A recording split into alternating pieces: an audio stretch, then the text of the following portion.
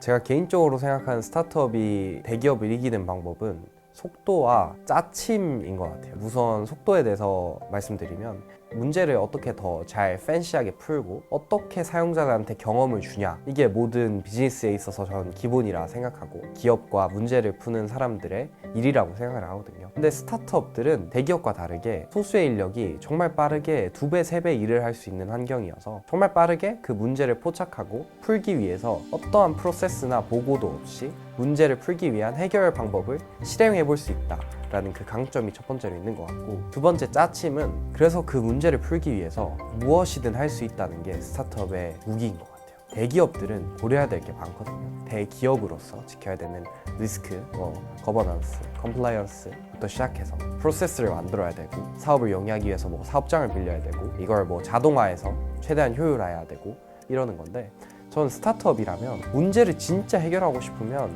뭐라도 해야 된다 생각해요. 배달의 민족이 초반에 전화를 걸어서 직접 대신 주문을 해주던 것처럼 뭐라도 해야죠. 대표가 직접 가서 뭔가를 수거하고 이런 걸 하더라도, 뭔가 직접 도움을 주고 이런 걸 하는 모델이라도 그 문제를 풀겠다는 진심과 그거에 대한 진정성이 있으면 사용자들은 반응을 하게 되고, 결국 그런 것들이 모여서 스타트업이 크게 되지 않을까라고 개인적으로 생각하고 있어요. 코로나 나올 때 수기로 제가 매일 현황 정보를 입력하던 건데, 그냥 일반적인 웹사이트를 만드는 개발자 혹은 웹사이트를 만들던 뭔가 플랫폼 사업자라면 당연히 크롤링 하려 하죠. 크롤링 하려 하는데, 저는 플랫폼을 만드는 사업자도 아니었고 개발에 욕심이 있는 개발자도 아니었어요. 단지 코로나19 상황 속에서 정말 진짜 바르고 정확하게 이 현황 정보를 더 많은 사람들한테 안정적으로 주는 게 목적이었어요. 저는 그런 허슬한 모습이 문제를 해결하고자 하는 사람들의 진정성 있는 태도가 아닐까. 결국은 그 진정성 있는 태도가 선택받는 세상이 점점 다가오고 있다고 생각합니다.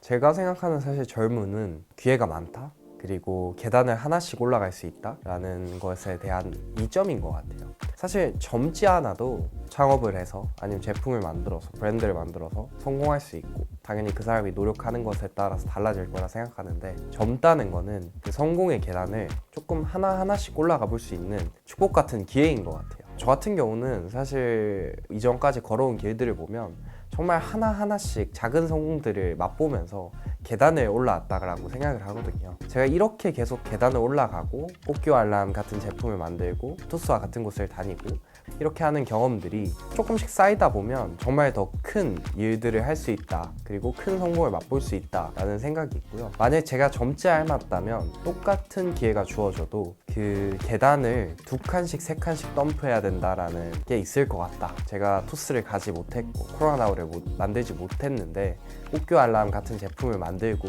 내가 이걸로 무언가를 해보겠다라고 생각을 하려면 그 꽃교 알람까지의 계단을 점프할 만큼 제자리 높이뛰기를 잘해야 된다. 그만큼 내 역량과 경험과 의지와 내 성실함과 나의 간절함이 더 커야 된다라고 생각을 하거든요. 그래서 그런 측면에서 젊을 때 작은 성공의 경험들을 많이 만들어보고 이걸 잘 쌓아서 다음 스텝으로 가는 게 너무 큰 행복인 것 같습니다. 몰입을 제가 처음 맛본 거는 사실 코로나 나올 때인 것 같아요.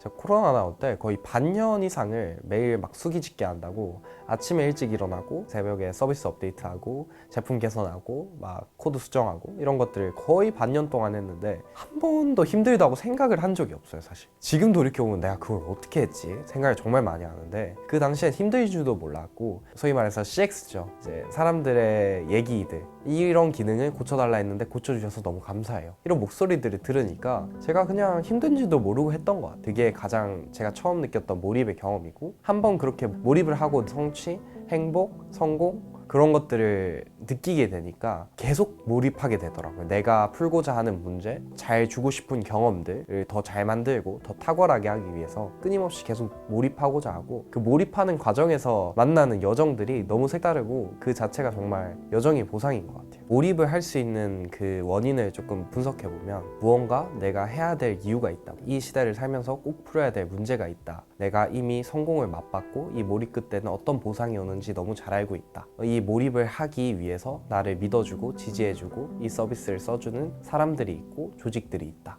이런 식으로 되게 이유는 다양할 것 같은데, 제가 처음에 코로나로 몰입했던 거는 그 사용자들이랑 그 책임감이었던 것 같아요. 이 코로나19라는 정말 전 세계의 팬데믹 상황 속에서 수백만 명이 보는데 이 정보와 이 서비스를 좀 더 안정적으로 만들고 더 책임감 있게 운영하고 더 잘 쓸 수 있게 해야지 라는 것 때문에 몰입을 하게 됐고, 그런 몰입들이 모이고 모여서 다음 몰입을 할 수 있게 되는 자양분이 되는 것 같습니다.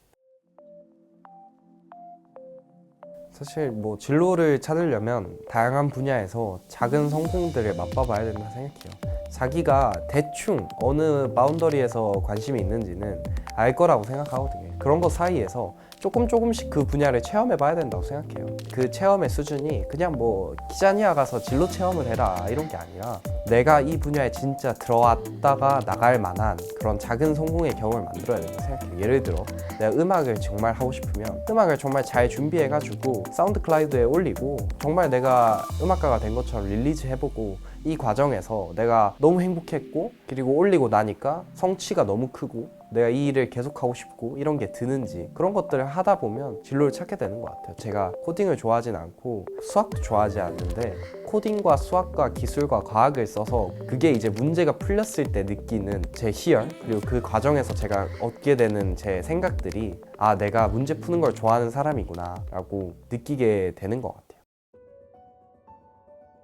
제 절대적인 가치는 문제를 풀고 좋은 경험을 주는 것에 진짜 집중하는 것 같아요. 그냥 앱을 만들고 웹을 만드는 게 아니고 그냥 제품을 만드는 게 아니라 가치와 철학과 미션이 있는 유기체를 만들려고 하는 것 같아요. 돌이켜보면 코로나나우는 코로나19 현황 정보 웹 앱임 이렇게 소개하지 않았고 모두를 위한 걱정 없는 하루를 만드는 코로나나우입니다 라고 소개를 했거든요. 이거는 제가 코드 첫 줄을 적기 전부터 먼저 고민하고 생각했어요. 코로나나우가 정말 가진 의미, 그리고 이 세상에서 이 제품이 유기체로서 해야 될 것들을 딱 정의하고 그 전 생명체를 만들기 위해서 노력했던 것 같아요. 그래서 끊임없이 계속 고칠 수 있었고 이것을 필요로 하는 사람들한테 다가가겠다는 마음 하나로 끝까지 운영할 수 있었던 것 같아요. 그래서 저는 가장 큰 원칙은 단순히 그냥 정적인 웹 앱을 만들지 않겠다가 첫 번째 제 소신이고요. 두 번째는 내가 만드는 브랜드나 제품들은 세상에 큰 가치를 만들고 역사를 만들 수 있는데 기여를 하겠다라는 원칙을 가지고 있는 것 같습니다. 요즘 정말 많은 컨텐츠들 혹은 모바일 제품들이 만들어지면서 그 제품들이 사용자들한테 선택을 받고 시장의 선택을 받기가 점점 더 어려워지는 것 같아요. 근데 그럼에도 가장 중요한 것이 그 사람들과 그 시장이 겪고 있는 정말 문제는 무엇일까를 진정성 있게 고민하고 그 제품의 진정성이 녹아나야지 살아남는다고 생각하거든요. 그래서 저는 앞으로도 제가 어떤 조직에 있던 사람들의 문제를 정말로 해결하는 그런 사람이 되고 싶습니다.